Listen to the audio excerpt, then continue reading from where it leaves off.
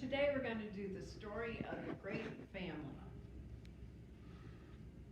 In the desert, the sand is always moving in the wind, so it is hard to know where you are. The blowing sand stings your face and hands.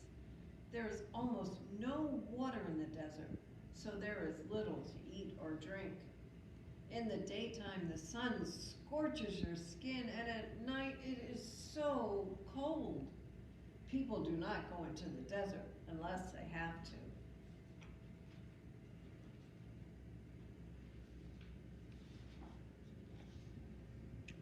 After the great flood, Noah led the animals out of the ark. They spread out in all directions to fill the earth with life again. Some of the people gathered along the rivers. They lived in small villages and then cities. One of the greatest of these cities was Ur, a city near two rivers. The people of Ur believed that there was a God in every tree, rock, or flower. The world was alive with gods. This was a way to say the earth was holy. But isn't God bigger than that? There was a family in Ur that thought there was one God who was everywhere. This God created everything, so all of God was in every place. Abram and Sarai were part of this family.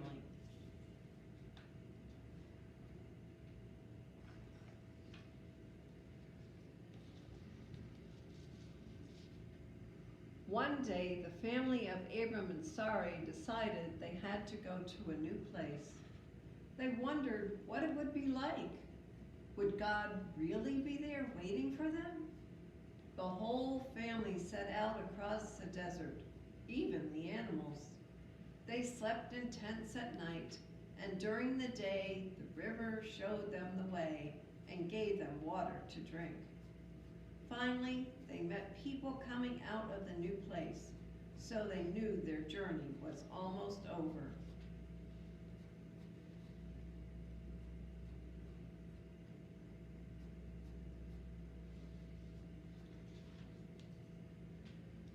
The family settled in the small city of Haran. They were happy, but sometimes in the evening, Abram would go out into the desert. He looked across the sand and up into the sky.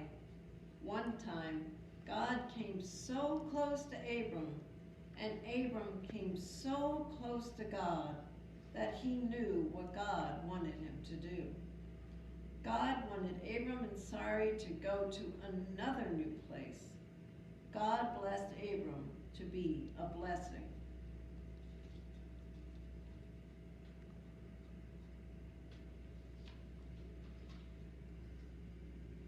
Abram and Sarai went.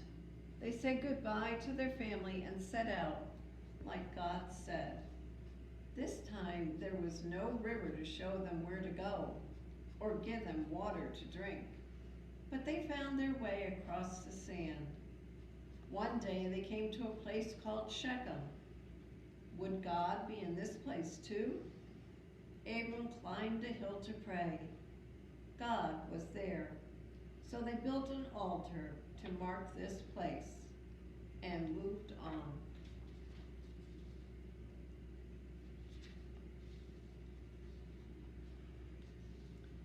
Next, they came to Bethel. Abram prayed again, and God was there too.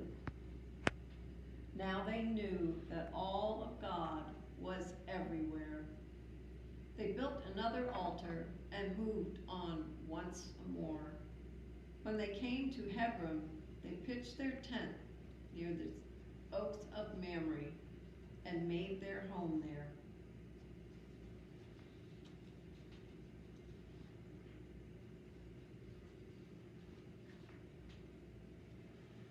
One night, Abram went outside the tent and looked up into the sky.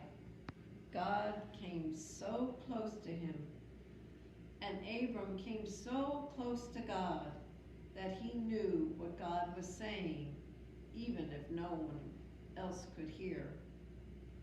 You will become the father of a great family, and Sarai will be the mother.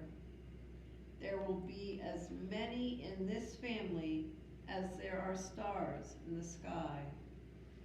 This is why you will now be named Abraham and Sarah. Abraham laughed so hard he fell down. Was God joking?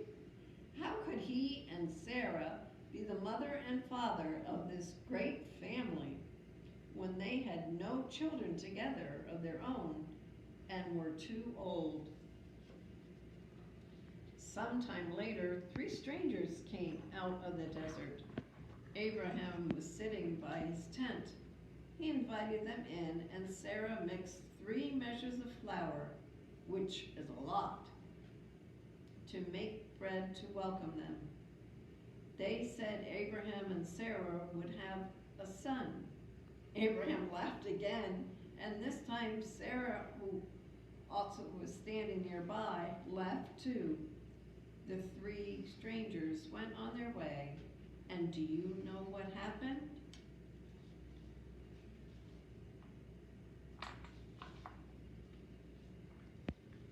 Abraham and Sarah had a son. They laughed a new laugh. It was the laughter of happiness. Their laughing was not against God anymore. It was with God. So they named their son Laughter, which in their language was the name Isaac.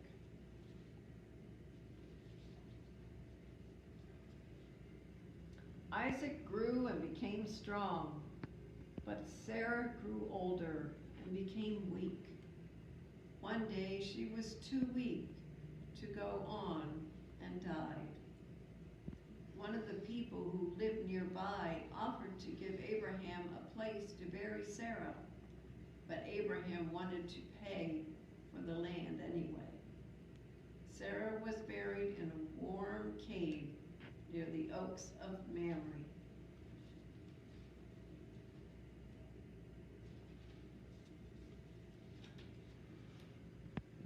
Abraham was very lonely. He and Sarah had lived together for so many years. It was hard to go on without her, but he had one more thing he had to do. He sent his most trusted helper back to the land of his people to find a wife for Isaac.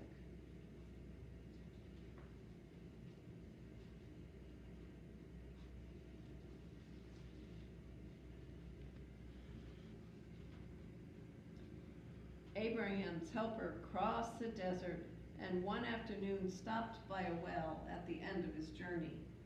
Rebekah was there and offered him some water to drink. Then she helped him give water to his animals. Rebekah was as full of courage as she was kind. She invited him home, and he told her family the story of the great family.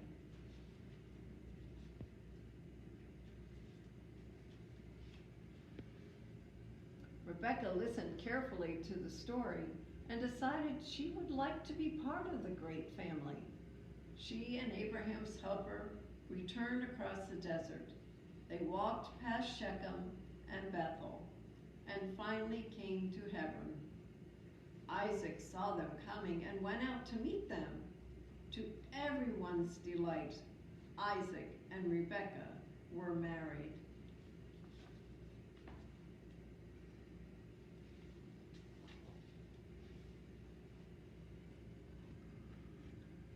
Abraham was now very old and so full of years that he too died. He was laid beside Sarah in the warm cave by the tree.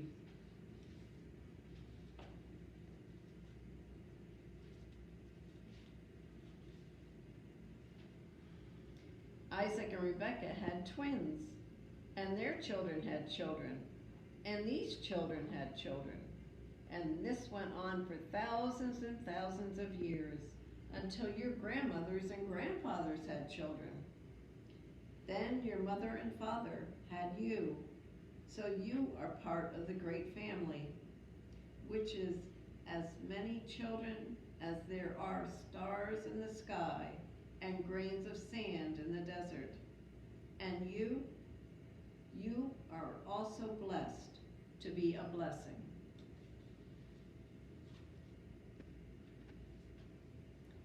Now, I wonder what part of this story you like best.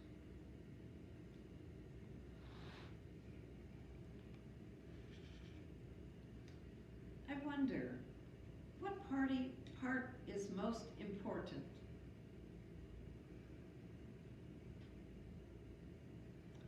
I wonder where you are in the story, or what part of the story is about you.